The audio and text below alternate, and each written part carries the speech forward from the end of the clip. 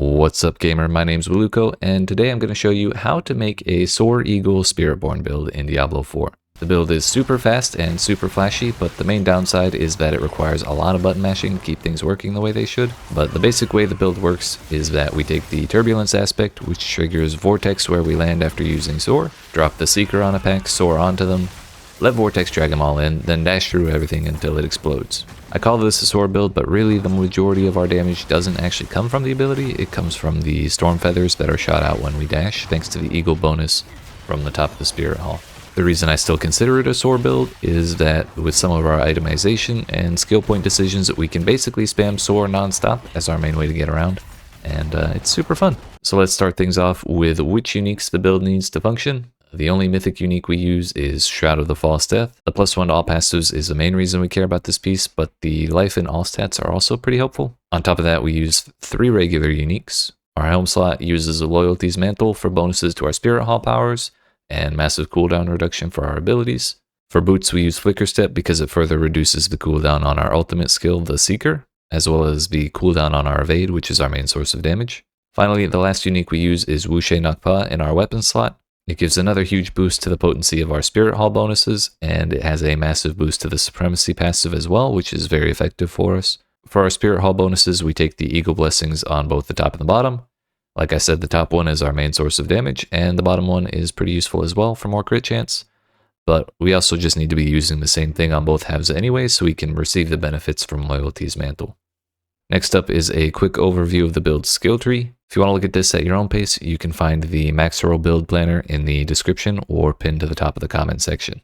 In the basic skill wheel, we take 1 point in Thunder Spike with points in Enhanced and Accelerated Thunder Spike, as well as 1 point in Rock Splitter with points in Enhanced and Sharp Rock Splitter. In the core skill wheel, we don't actually spend a single point. In the focus skill wheel, we take 5 points in Vortex with points in Enhanced and Measured Vortex, 5 points in Soar with points in Enhanced and Replenishing Soar, and we also take 3 points in every single passive this wheel has, so Focal Point, Apex, Diminishment, Mirage, Unrestrained Power, and Swift. In the defensive skill wheel, we take 1 point in Patient Guard, 3 points in Auspicious, and 2 points in Anti-Venom. In the potency skill wheel, we take 3 points in Brilliance and 3 points in Acceleration. In the ultimate skill wheel, we take 5 points in the Seeker with points in Harmonious and Exalted Seeker, 3 points in Resolution, 1 point in Spiritual Attunement, then 3 points each in Sustenance, Supremacy, and Initiative. Finally, for the key passive, we take Adaptive Stances. Back to the rest of our gear. On our amulet, we use the aspect of Turbulence to trigger Vortex where Soar lands. On our rings, we use the aspect of Recalling Feathers to spawn bunches of feathers around us and make it easier to collect them.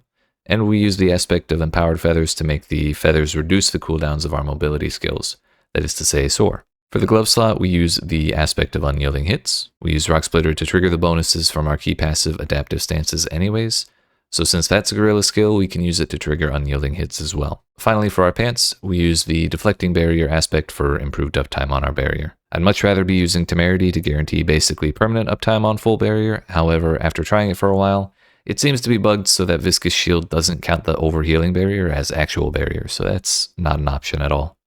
Next up, let's take a quick look at the Paragon board. Again, if you want to look at your own pace, you can find the build planner in the description and comments, because I'm not going to go over every single point and why we take it. We're just going to look at the broad strokes. So to start, this is what our first board looks like. In the glyph socket, we put the Kenny glyph and make our way to the top. For the second board, we take Viscous Shield and we orient it so that the glyph socket is on the left and the legendary node is on the right. In the glyph socket, we use the Jagged Plume glyph and we take the exit on the right. For those that don't know, the Viscous Shield node is one of the single strongest things available to the Spiritborn class. Its description says that it gives you a 1% multiplicative damage increase for every 3% of your max health that you have as barrier, which implies it should have a maximum of 33%, which is alright, but it turns out that's not how the node actually works though. Instead of being based off of a character's maximum life, Viscous Shield is calculated from a character's base life. So if you mouse over the life stat in your character sheet, you'll see that you and everyone else at level 60 has a base life of 400. That means for every 12 life you have as barrier, Viscous Shield gives another 1% more damage.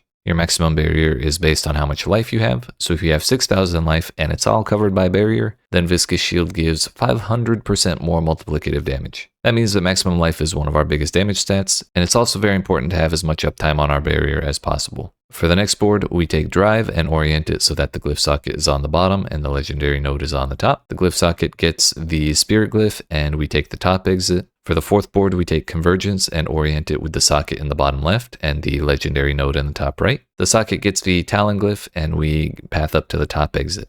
Finally, our last board is Sapping, oriented with the socket in the top right, the legendary node in the bottom left, and the socket gets the Fulminate glyph. Our next order of business is the general stat priority, Tempers, and Socketables to finish off everything you need to know about this build's gear. First and foremost, as you should always be doing, you need to make sure your resistances are all maxed out. Armor is important too, but honestly, I've been running around in Torment 4 with like 800 armor and I've hardly had any trouble. The second most important is maximum life.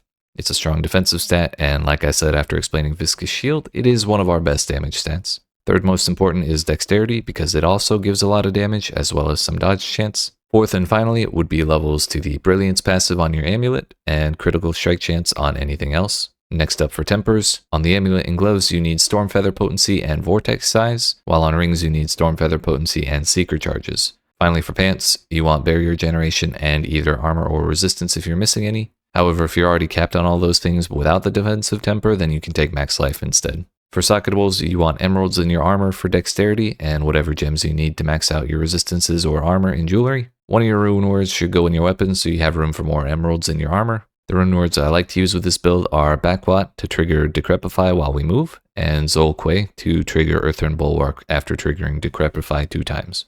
Last but not least, for Mercenaries, I like to use Subo as my main buddy with Wire Trap, Piercing Arrows, Cover Fire, and Opening Fire. It makes them give us a nice boost to critical damage occasionally, and it's super handy to have every enemy marked on the map. As a reinforcement, I like to take Aldkin with Fields of Languish tied to the Seeker so that we sometimes get a slow and some damage reduction in the area that we drag enemies into.